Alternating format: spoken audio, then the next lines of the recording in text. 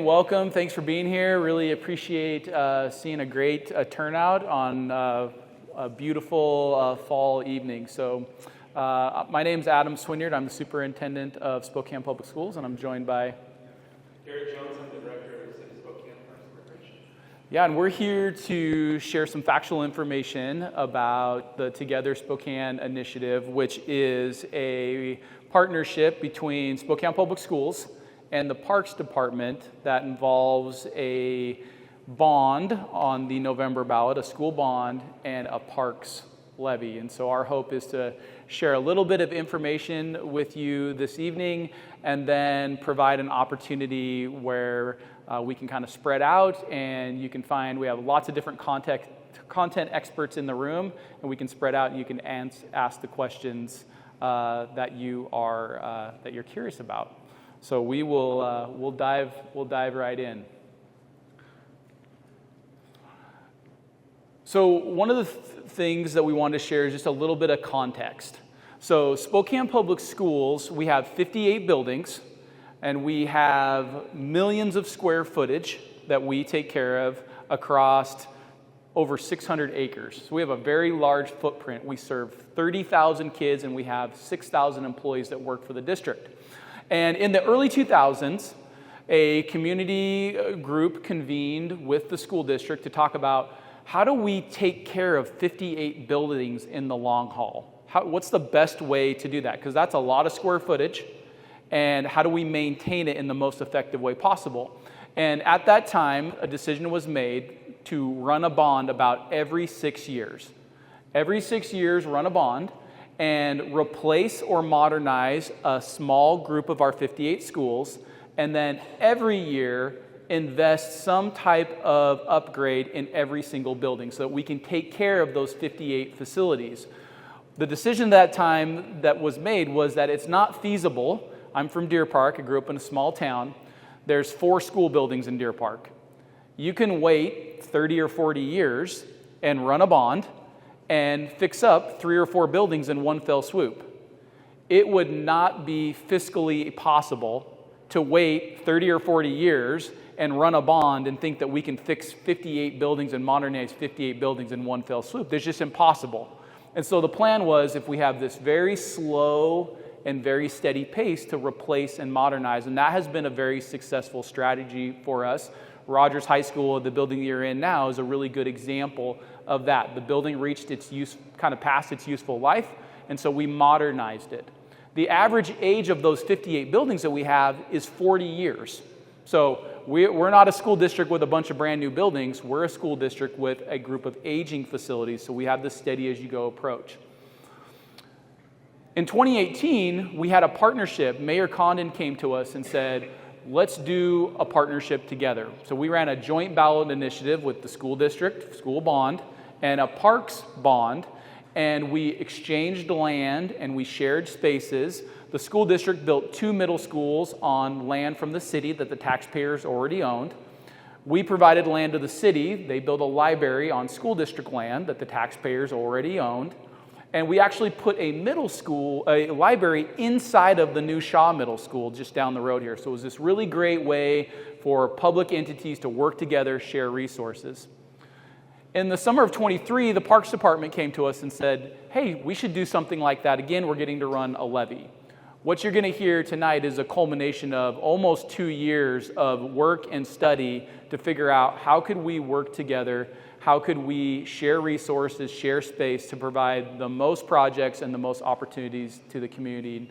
Garrett's going to share a little bit about what our 4 guiding principles were in that study. And what we found through a lot of our public feedback, and I think that's one thing that we want to really touch on, is just listening to the public. And a part of that is really creating and promoting a healthy, active, and vibrant community. And as we know, the more that we can engage our youth, engage our adults, and engage the seniors in our open spaces, in our parks, and in our schools, we see those benefits tenfold in our community. And a part of this, too, is really creating that neighborhood identity in each one of our neighborhoods that need that investment, they need that activation, and quite frankly, they need kids to get off their screens, get engaged in real life, get them active, and getting engaged with their peers. The other piece too is really, again, responding on that stakeholder input. The Parks Department in 2021, we adopted a master plan. So about every 6 to 10 years, we go through a planning process. And this time we kind of flip the script a little bit. A lot of times in government agencies, we have a small stakeholder group that really kind of forms that plan internally and then goes out for public input to say, what do you think? This time we went out to the public first and said, what are we doing well? What are the gaps? Where do you see the trends? And how can we do better? And that really formed the plan that you'll see here. And also with the school district, after failing their bond, went out to the public again and saying, how should we think of schools a little bit differently to make them community assets? And then also we heard loud and clear in each of one of our outreach approaches, government needs to work together. Let's limit duplication. Let's try to maximize our assets in the land that we own. The school district and the Parks Department operate the majority of public land within the city of Spokane. So for us, it made sense to really leverage those assets and how we can see that maximize that benefit to the public.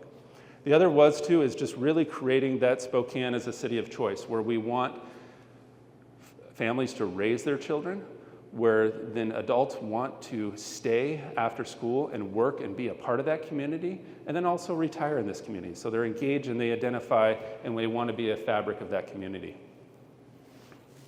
As Garrett mentioned, a huge focus for the school district right now is we've got to get kids off of screens.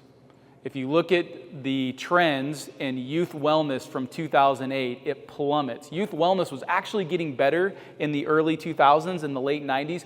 Youth wellness was actually improving. And then something happened in 2008. Depression, anxiety, suicide ideation, anorexia, bulimia, just about any metric that you can find, something drastic happens in 2008. And that's the year the iPhone came out.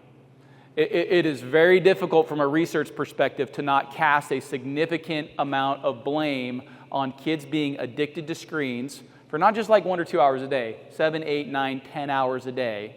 Just the sleep deprivation alone should have us terrified, not alone what they're ingesting.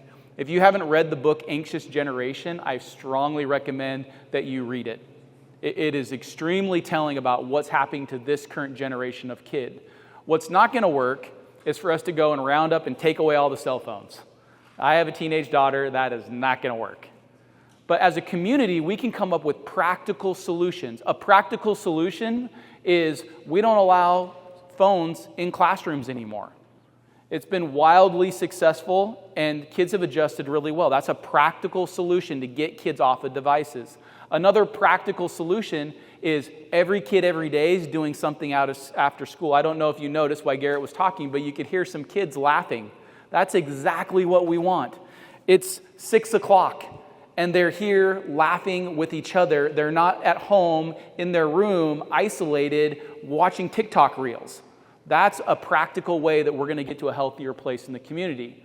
Good news, almost every club, every performing art, every activity we have is exploding with participation. Families are hearing the message, kids have to do something after school, and they are responding. The challenge is we are out of space. We usually have 8 soccer teams practicing on one rectangular field in an hour time slot. We turned middle school kids away from baseball last year because we're out of fields. We have a basketball league where kids only get 1 practice a week because it's so jam-packed. The city, even young adults, are starting to make this transition. The city went from 130 adult volleyball teams to, what'd you tell me the other day, 300? 31 volleyball teams just on a waiting list. So it's doubled in 1 year. So the demand is there. The community is starting to realize that, yes, we need to be together, we need to be active outside of our homes, and we're starting to see that demand, but the infrastructure is just not there. And so you need the programming, but then also you need the infrastructure. But then also you can't have the programming if you don't have the infrastructure. So we're really starting to see that synergy community-wide of the community members wanting to engage with one another. So we talked about the original park levy and the school bond that failed in 2024. On the left side, you see a map. The blue teardrops, those are the projects that were on the 2024 bond that failed. The bond in 2018 was an over $5 million bond. We've scaled that way back, and it's a $200 million bond in 2024 that failed. The green teardrops, those are the proposed park projects. The total cost between the two was going to be 31 cents per thousand to the taxpayer. By working together, by sharing land, by sharing resources, we've been able to add 30 additional projects. You see those by those orange teardrops. And the cost actually went down. When you work together, when you don't try to go out by yourself, when you don't work in a silo, when you share resources, share land, share spaces, share construction costs, the community gets more for less of a cost. So 29 cents per thousand, it'll add 2 cents to the community's existing school bond bill. The community has a school bond bill, and that is a compilation of the bonds that we have run since the early 2000s. As we pay bonds off, we've added more on, and as we pay them off, we've add them on, and it's kept the bond tax rate relatively stable. This will add 2 cents to the existing bond bill, and over a 15-year period, that bond bill will stay relatively flat. And so that has been part of that strategy of slow and steady. How do you fix up 58 buildings? You do it very slow, very methodically, and you do that by keeping the rate steady. You do that and accomplish that by paying bonds off and adding more on. The longer we wait, inflation goes up, these projects only cost more. And so when people say, well, that's a lot of bond debt, I would say, yeah, it is. And you know what it would cost to replace that building if we wait 10 years? It goes up astronomically. And so this slow and steady pace has been a really effective strategy. So 2 cents to your existing bond bill, 27 cents of it will be a new parks levy, 20-year park levy. So we want to talk a little bit specifically. There's over 200 projects. You can go to togetherspokane.org. There's lots of ones we could talk about. We could be here for a really long time, but we want to get to conversation. So we're going to feature the ones that are just specifically very focused here in the Northeast. One is a new trades high school. We have more kids than ever that want to get directly into the trades. What we're hearing from business and industry is as the baby boomers are retiring, we have massive openings in the trades. It's hard to find plumbers, it's hard to find electricians, it's hard to find welders, it's hard to find carpenters. It's having an economic impact on all of us because businesses have a hard time filling positions, and then that drives up costs for everybody. The good news is we have lots of kids that are very interested in getting into the trades. So this will be a new high school on the Spokane College campus, and it's a full day, 9th through 12th grade high school. In 9th and 10th grade, they'll work with SPS teachers in 9th and 10th grade. In 11th and 12th grade, they will go into a 2-year technical program that is currently already offered at the Spokane Community Colleges. When they graduate, we're going to hand them their high school diploma, and we're going to hand them their 2-year technical degree, debt-free and ready to enter the workforce. It's a huge win for kids. Yeah, it's awesome. You know what's really interesting too? Guys like us don't always get rounds of applause. Almost every single group we have talked to, people stop and do exactly what you just did. And it truly transcends the groups we're in, the places when we're everywhere, from Frankie's Doodle Diners, talking to the Kiwanis clubs, to a retirement center. People recognize the opportunity and the benefit to our kids. And again, it leverages partnerships. Spokane Community College already has these programs. Let's get our kids in them. The next project is Gary Middle School, and so this will be some modernization to Gary Middle School. We've put some time and some energy and some investment into that middle school over the years. And it moves the main office to the front of the school. Those of you that are familiar, I started my admin career at Gary. The main office is in the middle of the school. And we do something called single point of entry for safety purposes, where when someone comes to the school, we're able to identify who they are, we're able to ask them why they're there, and then we're able then to open the doors, and then they enter into the main office, so then they can then be further screened and enter into the school. It's a very effective safety measure. Gary is one of our only schools where the single point of entry where where a visitor is cleared to go in, they have to walk a fairly long hallway corridor to get to the main office. And so really best practice is to have the main office right adjacent to your single point of entry for safety purposes. So this will be a modernization here, adding this structure right here that you see to the front of the school, which will be a main office, single point of entry, and then locker rooms. So the bones of Gary are pretty good, and so we don't want to tear down a building that has good bones, and not everybody who works there would say they love the bones, but the bones are usable, and we want to be good stewards. The locker rooms are in the basement. And that's a supervision challenge because the teacher's trying to keep an eye on what's going on down in the locker room, but also kids are going up to get going in the gym, and it just creates some safety challenges. So the modernization at Gary is really about addressing safety for single point of entry, and it's about addressing safety for kids moving to and from the locker rooms. And so a part of our park master plan, we identified a goal that every resident within the city of Spokane would have a 10-minute walk to a park or open space. So a part of the Together Spokane proposal, there's 3 new parks that are proposed, and one that's in Northeast is in the Shiloh Hills neighborhood. Now, I wish back in the 80s and 90s that the planners of the day would have had a little bit of future thinking about as far as the development, single-family, multifamily residential, with the lack of public infrastructure that we have in this neighborhood. So a part of this proposal would be acquiring land, because currently we do not own land in this section of town, acquiring land and then developing a new community park for the Shiloh Hills neighborhood. And as long as I've been with Parks and Recreation, over about 17 years, this has always been a huge goal for everyone in that community in the Shiloh Hills neighborhood. They have a beautiful park in Friendship Park, but there's a lot of other barriers, whether physical barriers like Nevada in corridors and the lack of resources in travel as far as some of our multifamily residential that we have in this area. And so we want to be able to invest in this neighborhood that's in great need of an additional park asset. The next one is a really exciting one. Every time that we've done a park master plan, an indoor aquatic center always comes up. We would love to be able to have more access around aquatics. Now, the why they have that service, but for some families, that model just doesn't work for them. And we do have 6 aquatic centers that are outdoors. They're great, but it's only about 9 or 10 weeks out of the season. And we've seen high demand where we have waiting lists for swim lessons. We have waiting lists for lap swim. So we had an opportunity, and we said, quite frankly, a new aquatic center could be $80 to $100 million if we wanted to do a standalone project. And so when we look at the power of partnerships, Adam and I went snooping around, and we found out that Spokane Community College had an existing indoor aquatic center that hasn't been used for multiple years. And we said, hey, if we're able to work with you and invest in the infrastructure to bring this back up in running shape and then be able to program it, can we use it? And they said, absolutely. So what this is able to do for us is provide year-round swim lessons, again, where we're seeing that demand.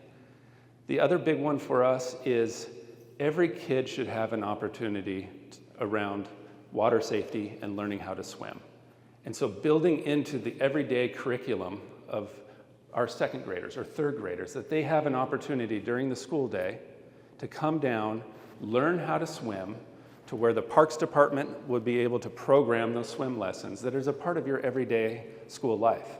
The other big one for us is that on the therapeutic recreation front is our outdoor aquatic centers are great, but as far as the stimulus around the sensitivities of a lot of our youth and adults, it's like Disneyland and its sensory overload. And we would look at the number 1 death of kiddos with autism is drowning, and we have a huge demand around sensory swim and teaching our youth and adults that have these type of sensory issues to be able to learn how to swim. And that's another big incentive for us. Also, when we're looking at engaging in real life around high school swim, bringing that back. So we see this as a facility that's in a great central location around the city central line. It's in the center of the city within this neighborhood to really engage the community on having that aquatic asset. Really good example, and there are many others in this initiative of the power of partnerships. As Garrett mentioned, is it feasible to go out and build a $60, $70, $80 million indoor aquatic center? that just seems unimaginable. But for a very much smaller number, probably less than $5 million, depending on how we end up building it all out, the community is going to get an indoor public aquatic center. And so the power of partnerships, when people say, well, how in the world did you come up with over 200 projects? Like, how does this even pencil? It pencils when you have multiple organizations coming together and everybody gives a little bit of something in order to provide for everybody. Another big piece that we heard loud and clear from the Northeast is, you forgot about us. Where is that investment? We have park assets that have not been touched since the 70s. When we're looking at the average life of a playground, 15 to 20 years, we got to get away from boarding up our playgrounds, limiting accessibility, but then also we want to have that regional draw, that regional park system like the South Hill. Why can't we have something like Manitou that has that draw for our neighborhood? So a part of this proposal is a full renovation of Minnehaha Park in the Northeast. And this would be really activating that destination for the community. And we have a lot of great potential. Minnehaha has one of the best potential as far as the natural areas that we have with Beacon Hill and the park assets and the history around the park and its adjacency to the Centennial Trail. And investing in this facility really gives that neighborhood that regional park that they deserve. The other one too is further up Market on Harmon Park. Again, a full renovation, whether this is sports fields, what kind of racket sports or sports courts do we want to see in this location, updating the restrooms and the playgrounds, and really, again, being this community draw, community investment. And the neighborhood's done a great job over the years of really pumping in some of their neighborhood funds that they've got to really invest in that facility, but now it's time to take it to the next level. I want to talk a little bit about investing in more courts and field spaces. And so right now, as we mentioned, we're bursting at the seams. We're out of fields, we're out of courts. One strategy to address that is to lengthen the day and lengthen the time of year we can be out on those fields. And in the spring, we have to wait until it thaws and it dries out. In the fall, we start running into snow and cold weather, and it makes the fields unplayable. And so this would add 15 all-weather fields with lights throughout the city. So that's a pretty significant investment. We currently have 2. If you go around and look at other communities of similar size and similar geography, they are decades ahead of us in investing in these spaces, which will allow us to meet the demand that we're seeing and make sure that we're not turning kids away. Because again, we want them off screens, and if we're going to get them off screens, we've got to give them something productive to do. And that comes through programming and, as Garrett mentioned, infrastructure. If you just have programming but no infrastructure, you have to turn kids away. If you just have infrastructure but you don't have the programming, then you have spaces that sit empty. We don't want both of those. We don't want either of those. We want to make sure that we have these spaces that kids can access, adults can access, and have them going on a regular basis. So each high school feeder pattern will get at least one all-weather lit field with turf. And so one of the things that we'll do is we'll engage those communities and finalize where exactly that will be, whether it's on school property or a park. So in the Northeast, Rogers is one of the initial planned sites for one of those all-weather fields with lights. If you drive up here in the evenings, the probability that you're going to see kids out in the dark trying to play soccer out on Rogers Field is, and I see some kids even shaking their heads like, yeah, that's a thing. You're going to see them out there. So again, kids want this. They want to be active. They want and desire to be with each other off of screens, but we've got to provide the spaces for them to do that. Another big piece we heard loud and clear is really enhancing public safety. And this is a very multifaceted approach. So how we get there is, one is you engage that community, you engage that neighborhood on having that ownership and investment in their park and school grounds. The other is investing. So investing in those locations, using crime prevention through environmental design, actually building assets that kids and adults want to play and engage with. The other is the activation that's happening. Positive activation in our parks and our school grounds creates a safer environment. And then there's this other element around proactive patrols. So right now in the Parks Department, we have limited commission park rangers, And so they're able to proactively review and secure different park locations. Now, currently, we only have 3 full-time park rangers, and they're headquartered out of Riverfront Park. And they will go to other park facilities as they're needed, or we have a situation that needs to be addressed. Under this partnership, we would be able to approach it to where we could have 2 to 3 full-time park rangers that would be more of a district model. So you're patrolling parks and school grounds after hours. So Northeast would have their park rangers, their 2 to 3 park rangers. So you're engaging with the neighbors, you're able to create those relationships. Northwest, downtown, and South Hill. And so with the partnership too with the school district now is being able to expand that even further, because we have school grounds after school and on the weekends that are locked because of security reasons. So through policy and through this partnership, we want to transform those school grounds after hours and on weekends to essentially city parks. And through that is activation, engagement, assets, and then that proactive patrolling by our park ranger program. The other piece here too is, believe it or not, when we look at efficiencies around operations, I always like to use Shadle Park as a great example. Right now, if you go up to Shadle Park, there's this imaginary line of where school district maintains over here, the park department maintains over on this section. Through efficiencies, when we look at the similar model, a district model around park rangers, how can we be more efficient on the like operations and like resources that we're doing? So rather than 2 entities driving to the same location, mowing the same grass, but on just different sides of the fence, how can we be more efficient? And then that also increases the level of service and the curb appeal that the community deserves in our parks and school grounds. So I want to talk a little bit about just a couple additional projects. Again, we could be here all night talking about all 200 projects. The first is the Madison Elementary and Recreation Center. So Madison is one of our oldest elementary schools. You may have seen it in the media the first week of school because they don't have air conditioning. It got pretty hot there this last week. And that's a school that we had intended to replace. When the bond failed in February of 24, one of the things we heard from the community is times are tough. We are feeling the impact of taxes. And anything we do has to have tremendous value. It has to benefit lots and lots of people, and it has to benefit and create benefit for a broader cross-section of Spokane. And so we really tried to take that to heart. And so we went back to the table and said we shouldn't design a school and build a school. What we should do, based on that feedback, is build a community center and put a school inside of it. And that's what we attempted to do, and I think we've accomplished it in the design. The new Madison Elementary will be the new location of the Boys and Girls Club for Northeast Spokane. It's currently a few blocks off of Division. If you've ever been to that facility, it's in disrepair.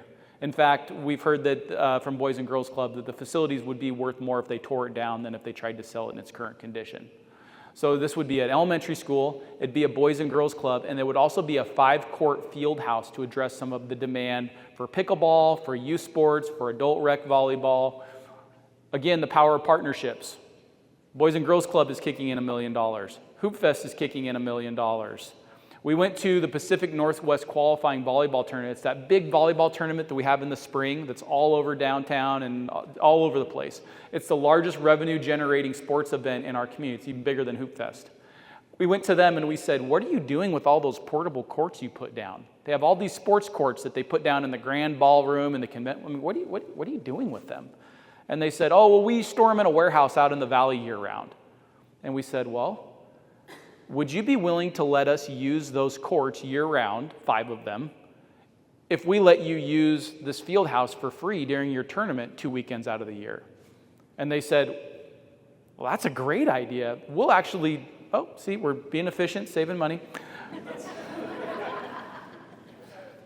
They said, we like that idea so much, we will buy all new sports courts for that facility and we won't use used ones. We're going to buy brand new ones. So instead of $15-20 million of wood floor, now we're able to have a 5-court field house that will be a totally appropriate surface for the type of usage.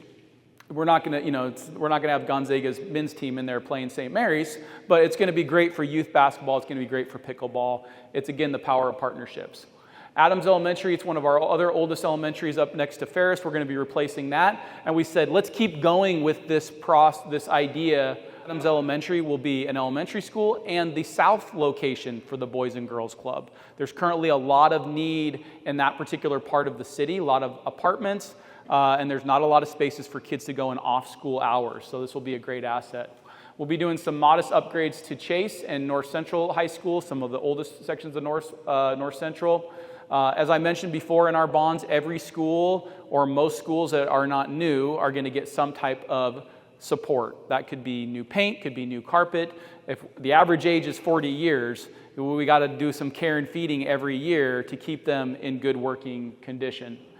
Garrett talked about the integration of school play fields. We're really working to make sure that our school auditoriums, if you walked down the hallway here, you'd see a beautiful auditorium here at Rogers. Each of our 5 high schools have beautiful auditoriums. We've never let people really rent them because it's a lot of technical expertise to run the lights and the sound. Well, there's upgrades that you can provide for a pretty modest cost that allows people to rent them, go to the panel and click music performance or town hall or debate or whatever the case may be, and the lights and the sound auto-configure. So now you don't need a staff member there to run the lights and the sound. It can be automated. So your local piano teacher can then very effectively use that space for their piano recital. Again, we're trying to think of schools not as schools. We're trying to think them as community centers with schools inside of them, really trying to stretch the rubber band with that concept. 2 more that I'll hit on, or 3 more I'll hit on really quickly. The Ferris Sports Complex. So again, the idea of partnerships. The Spokane Youth Sports Association was planning on building a large sports complex off of Glen Rose in the southeast part of the city. We went to them and said, does that make sense to take a bare piece of ground and do all the earthwork and the parking and bring in utilities? Why don't you invest in this initiative and let's do more by working together? They said, we love that idea, and they are pledged to commit up to $5 million to invest in more all-weather fields with lights, which we'll be putting additional ones at Ferris High School. Bless you. The other one is we got a call from the USTA, the United States Tennis Association. They called us up and they said, we heard you're doing this initiative around recreation and getting kids off screens. We want to be a part of it. We believe that we can really grow tennis in the Spokane region. There are 0 indoor public tennis facilities. There's 13 private ones that you got to pay to go use. There are 0 in our region indoor tennis facilities. They said, we'll come to your community. We will identify one of your current outdoor tennis courts, and we will fully fund an indoor tennis facility over the top of it. We're like, well, that sounds too good to be true, but you're welcome to come and we'll meet with you. Well, long story short, this is something they're doing around the country. They're actually doing it in Camas, Washington right now, and they want to do one here in Spokane. And then the last one is the Museum of Art and Culture. If you haven't been there, it's an amazing space. They have a facility where they only have about 13,000 square feet available to exhibit. And those exhibits are usually the traveling shows like Minecraft and Samurai and things like that. All of our local art and history is in storage. They have 44,000 square feet of storage. They don't have any place to display it. Their museum director, when he worked in Colorado, had a partnership with the police department where they shared an off-site storage facility so that they could open up more of their space at the museum for exhibit space. As we were going around the community asking about, hey, who wants to be a part of this and what are the opportunities, he said, could we do something like that? Well, come to find out, the school district has storage needs, the Parks Department has storage needs, and the MAC has storage needs. So if this initiative passes, it will support the construction of a joint storage facility that will open up around 20,000 square feet at the current MAC site so that our local art and history can be on display for our kids and our community as well as individuals that are visiting. So again, another example of the power of partnerships. All right, to talk a little bit about the park levy, and I want to give you a little bit of background of why a levy versus a bond. And really that was a reflection of what we heard from the public. They said, in a lot of cases, we love our parks, but we wish you would handle the vandalism in a quicker manner. We wish our parks were maintained a little bit better. We wish that our restrooms were cleaner, or in some cases actually open. And through that, we've always historically been a bond community in Parks and Recreation, which is great. Those really helped us build our assets around our aquatic centers, Dwight Merkle Sports Complex, the renovations at Riverfront Park, but really don't have that maintenance, operations, programming, activation dollars that the levy gives us that flexibility. So what we would see system-wide, and this was about the top of the priority list, is around public restrooms. And each one of our public restrooms within our park system would either be renovated or completely replaced. And this is around redesigning and rethinking what a public restroom is. What is that safe atmosphere? What are some of these best practices that we're seeing right now around restroom design? A lot of it is too, right now we have a restroom that completely gets vandalized and we have to lock it. Or we have a sewer system or sewer line that collapsed and we need to replace the sewer line. And so each one of these restrooms will be addressed. And a lot of it too is around location. What are the other activities happening around these restroom facilities that promote positive activation? Is it near a playground? Is it just kind of out by itself and is kind of attracting that negative activity? So between the infrastructure upgrades, the added maintenance, and then also then having that public safety patrol mechanism is really transforming what our public restrooms are. Another big piece of our restroom system, a lot of our older restrooms are tied to our irrigation system that have no heat and no ability, so every time there's a frost or we shut down our irrigation system, we close our restroom. A part of this initiative, when let's say, for example, we have an all-weather field in a park, we want to make sure that we have the adequate resources and amenities to accommodate that. So if we're programming a facility, we need to make sure that we have the restroom facilities that go along with that. Also around playgrounds, I mentioned this, we got to get away from, and our staff does a fabulous job for the resources they have. When you're looking at playgrounds that are 30 plus years old and we're still able to maintain to a certain level. But we're getting to a point to where every playground needs that attention as far as replacement or renovation. And a lot of this too is really around the engagement. I give an example of Liberty Park is that type of new playground, that all-weather surfacing, that rubber surfacing, getting away from the wood chip surfacing in a lot of our community parks, engaging the youth, going into the classroom and actually asking the children, what do you actually want to play on? Now, we're park professionals. We think we can play or pick great things, but let's let the youth decide on what they truly want to play on.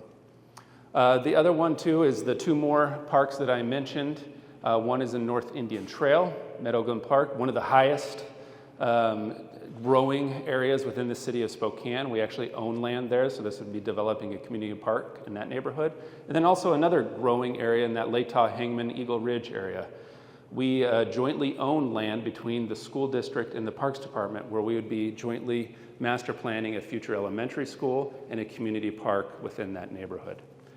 Another one too is around, again, there's something for everyone in every neighborhood that has interest around outdoor recreation. So when we look at our trail systems, our trailheads, accessibility improvements, wayfinding and signage, I talk to a lot of families, they're saying, you know, I would love to go into that natural area on this trail, but is this a 100-feet trail or is this a 5-mile trail? And so how do we educate the public? How do we provide those updates around our trailheads? The other two is really, again, giving the ability for children the opportunity during the school day to get outside of the classroom. So identifying 6 locations in outdoor classroom settings now where we can get children outside of the class, using our public transportation, getting them engaged into our parks. So there's a lot of examples, whether that's in Minnehaha, People's Park is another pilot project that we're working on in the Peaceful Valley neighborhood and working with our local tribes as far as engaging that area and being an educational experience. The other two is, again, just around those little things that you see in our parks, upgrading our picnic shelters and our picnic tables, our sidewalks, or in some cases we don't have sidewalks, or accessibility improvements. Lighting is another big one for us to address, and then parking lots. So seeing that widespread improvement into every park, every neighborhood. Another big one for us, like you go to Minnehaha, you go to Harmon Park, you see this old slab that does a great job of growing weeds that used to be a sports court. And a part of this project is renovating every sport court within our system. And then working with the public to say, is this a multi-function court? Is this tennis and pickleball? Is this solely pickleball? Is it basketball? But at least identifying that every sports court within our system gets that attention that it deserves. Also, too, is again, disc golf continues to be a trend that we're seeing that is providing that positive activation in our parks to continue to grow that recreational program. And then also, too, we have a number of parks still in our system that we drag hoses and we water during the day. One, it's not the highest level of service, it's not efficient around water conservation, so it's investing in those parks, being more efficient around water conservation, but also having a higher level of service. If you go to some of our parks now and we're watering during the day, that is an area in the park that cannot be used by the public. And then also we own about 2,000 acres of natural land within our system. And a part of that is we've never had the resource to be able to manage that natural land. And we know that even natural lands need to be managed, whether that is looking at wildfire risk mitigation and fuel reduction programs, whether that's restoration projects, but then also giving us the ability to have, if there's a property that is a high priority to the community, that we're able to have matching dollars to acquire that future natural lands for the community. So again, you can go and look at all 200 plus projects on togetherspokane.org. And as we've mentioned, the hope is that every single member of our community looks through these projects and asks themselves, is there something in this list of projects that is worth my tax dollar? It's less than $8 a month for the average priced home in Spokane for the average homeowner. Is it worth my less than $8 a month? Because I love trails, because I'm interested in aquatics, because I care about my park, because I want my neighbor's school, I want some place to play more pickleball, I care about the Museum of Art and Culture. Is there something in there that's worth your dollar? Or is there something in here that saves you money? And that was a big part of our conversation. The cost of living and raising a family, it's challenging. We have families, though, that are having to drive out to Plants Ferry for their kids' soccer practice. That gets really, really expensive. And so is there ways that these projects either are worth your investment or they save you money in program costs, in transportation, in membership fees, because right now you're paying for a private membership when you could access for free as a member of the public. Really trying to bring the value proposition to every single member of our community. This is something where it's centered in many ways on kids, but we really tried to approach it as this is about our entire community benefiting in some way, shape, or form. And just to be really clear, this is a tax increase. This will make your taxes go up. It will go up 29 cents per thousand. That's a thing. 2 cents to the school, 27 cents to the park levy. And every member of the community is going to have to ask themselves the question, is the investment worth the return? And that's why we want to get out and have town halls like this, hear what people are thinking. That's why we want people to go to the website. We want them to ask that question, is the investment worth the return? For kids, for adults, for seniors, whether you're into recreation, whether it's schools, whether it's art and culture, whether it's aquatics, whatever the case may be, is the investment worth the return? Because it is an investment. And is it the right investment at the right time for Spokane? And ultimately, every member of our community will have to make that decision for themselves. So what we're going to do now is we want to be able to engage in discussion and conversation with you. We want to make sure that every person has the opportunity to be heard. And so what we have along the back of the room is we've got some tables, and there's some table tents on each table that identify a parks department or the school district. And we would love for you to visit the table of the projects that you are interested in learning more about. We've got a lot of content experts in the room. We have our school board member, Hillary Kozel, is here with us. We have content experts from our capital projects teams, from our programming department.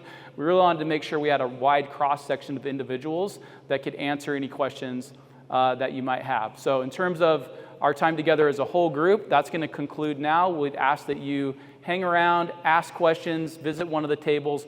We'd love to know what you think. We want to hear what you like. We want to hear what you're wondering about. We want to hear what your concerns are. we just really appreciate your time here this evening. So thank you, and we'll transition to those conversations. Thank you.